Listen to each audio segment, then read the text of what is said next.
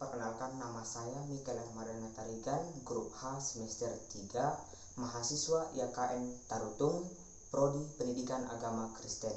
Di sini saya mewawancarai seorang guru agama yang berada di Kabupaten Tapanuli Utara. Di sini Bapak, saya ingin mewawancarai Bapak, yaitu sebelumnya saya ingin meminta Bapak untuk menjelaskan data Bapak. Oke, baik, saya adalah Gabriel Nasution. Saya itu merupakan guru di SMK Simbonan Semparapat yang ada di Sipoholan, tepatnya di Kabupaten Tapanuli Utara. Ada yang saya bisa bantu? Begini Bapak, saya ingin mempertanyakan sedikit pertanyaan kepada Bapak, yaitu yang pertanyaannya dari pertama, yaitu menurut Bapak, dari manakah Alkitab itu berasal dan apakah Alkitab itu isinya benar-benar terjadi menurut Bapak? Ya, walaupun menurut saya ini kembali lagi kepada Alkitab dan apa yang sudah saya pelajari dulu di kampus, bahwa Alkitab itu berasal dari tulisan-tulisan yang dikumpulkan oleh yang dipilih oleh Allah sendiri, dan pada saat proses pengumpulan itulah yang disebut sebagai pengkanonisasian, yang sehingga kamu boleh lihat sendiri ada Alkitab kita ini karena ada suatu proses yang panjang. Jadi kalau dikatakan benar-benar terjadi, seperti yang kita ketahui, banyak ilmuwan yang berusaha mencari kebenaran Alkitab melalui penelitian dan bahkan melalui sumber-sumber yang ada.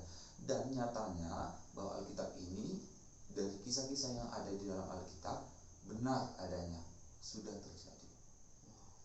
Dan pertanyaan selanjutnya yaitu, menurut Bapak siapakah Allah itu dan bagaimana sifat-sifat Allah menurut Bapak? Ya, Allah menurut Alkitab itu sebagai pencipta, yaitu tepatnya Allah Bapa yang menciptakan langit dan bumi beserta segala isinya, yang menciptakan saya dan kamu juga. Nah, kalau sifat-sifat Allah itu sendiri tentunya memiliki sifat-sifat yang baik, seperti memiliki kasih, memiliki kemurahan, kesabaran, dan juga sifat-sifat yang mulia itu dimiliki Allah sendiri. Kamu boleh nanti membacanya di Alkitab. Dan kita masuk ke pertanyaan selanjutnya, yaitu menurut Bapak dari manakah manusia itu berasal dan apa yang dimaksud roh dan jiwa? Ya, kembali lagi kita kepada sejarah Alkitab ya, bahwa manusia itu sendiri berasal daripada tanah liat yang dibentuk oleh Tuhan dan dihembuskan nafas kehidupan. Itu diciptakannya lah Adam sebagai laki-laki. Nah, untuk Adam memiliki teman, maka Tuhan menciptakan manusia yang lain yang disebut sebagai Hawa, yang berasal daripada tulang rusuk daripada Adam itu sendiri. Begitu. Pertanyaan selanjutnya yaitu, menurut Bapak apa saja yang termasuk ke dalam dosa dan apakah akibat dari dosa tersebut? Ya, dosa itu banyak sekali. Dosa pelanggaran, dosa keturunan, bahkan dosa yang diwariskan oleh orang tuanya. Jadi setiap pelanggaran itu adalah dosa. Pelanggaran terhadap firman Tuhan, terhadap hukum-hukum Allah, itu juga dikatakan dosa. Dan apa akibat dosa itu? Tentu saja akibatnya adalah hukuman. Apa hukumannya? Ya masuk neraka, ya masuk maut, seperti yang dikatakan oleh Roma pasal yang ke-3 ayat 26, upah dosa adalah maut. Gitu. Pertanyaan selanjutnya itu, menurut Bapak siapakah Kristus itu dan mengapa Kristus itu harus mati dan bangkit? Ya, Kristus itu adalah juru selamat manusia.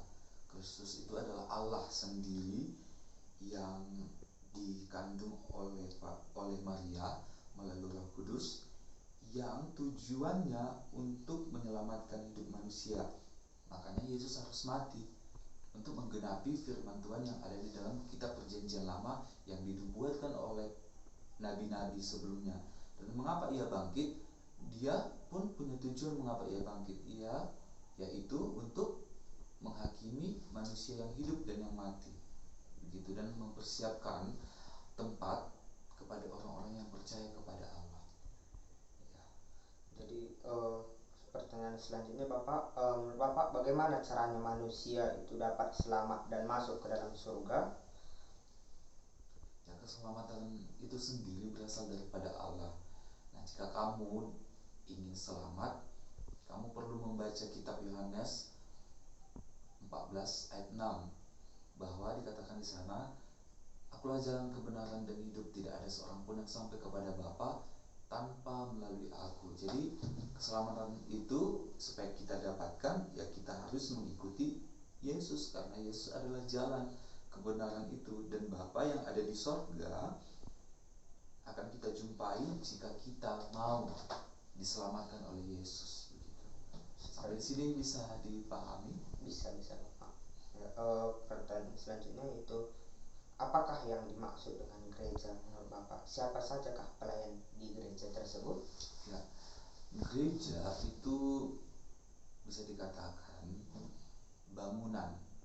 Tetapi kalau kita lihat bahasa aslinya, bahwa gereja itu adalah orang-orang yang dipanggil keluar dari kegelapan menuju terangnya yang ajaib. Jadi gereja itu adalah kembali kepada individunya. Nah, gereja itu individunya, organisasi yang dibentuk oleh manusia sebagai suatu perkumpulan orang-orang percaya, maka disebut sebagai gereja. Nah, kalau dikatakan siapakah sebagai pelayan di gereja, kamu juga pasti tentunya sudah tahu kan, ada pendeta, ada sintua, dan lain sebagainya, begitu. Menurut Bapak, siapakah malaikat itu dan siapakah juga iblis itu? Kalau berbicara tentang malaikat itu sendiri, malaikat itu adalah ciptaan Tuhan. Beberapa bagian daripada Alkitab mencatat bahwa ada malaikat, seperti malaikat Gabriel, malaikat Mikael, yang diciptakan Allah sebagai pekerja Allah, sebagai pembantunya Allah untuk menyampaikan kebenaran firman Tuhan. Nah, siapakah iblis itu sendiri? Itu tadi pertanyaan yang selanjutnya. Nah, iblis itu adalah setan ataupun Satan, yang dimana awalnya dia juga merupakan salah satu malaikat yang diciptakan Allah, tapi dia memberontak terhadap sorga, dan akhirnya dia dijatuhkan hukuman dan disebut sebagai iblis, yang artinya penghujat ataupun pemberontak, pengkhianat Allah. Gitu. Kamu sudah pernah melihat malaikat sebelumnya? Sampai saat ini saya belum pernah melihat Bapak. Sebelum gitu ya. Semoga kamu nanti bisa melihat malaikat itu. Kita masuk ke dalam pertanyaan terakhir Bapak, yaitu menurut Bapak, apakah yang terjadi pada saat kiamatnya nanti, dan apakah Bapak akan bersama Yesus pada saat itu? Nah, mungkin lebih tepatnya kita ganti kata kiamat sebagai akhir zaman ya. Kalau Alkitab mencatat, banyak yang sudah dituliskan oleh Alkitab bahwa ketika akhir zaman itu tiba, kasih itu semakin dingin, pemberontakan di mana-mana, pembunuhan di mana-mana, peperangan di mana-mana antara negara yang satu dengan negara yang lain, bahkan terjadilah penindasan, kekejaman yang sangat mengerikan. Dan seperti itu akhir zaman itu. Makanya kamu dan saya, supaya kita selamat, kita harus bersama Yesus. Untuk membuktikan kita bersama Yesus, maka hidup kita harus seperti Yesus. Bagaimana Yesus hidup sebagai ia manusia, kita pun harus melakukan yang baik yang sudah dikatakan oleh Yesus, yang tercatat di dalam Alkitab ini, supaya kita sama-sama selamat. Ada pertanyaan yang lain? Atau ada pertanyaan yang belum pas tadi jawabannya? Kalau menurut saya sudah sih Bapak. Oke, terima kasih Bapak atas membantu saya untuk mewawancara. Ya, Pak, semoga kedepannya kita sama-sama sukses. Ya, baik. Amin.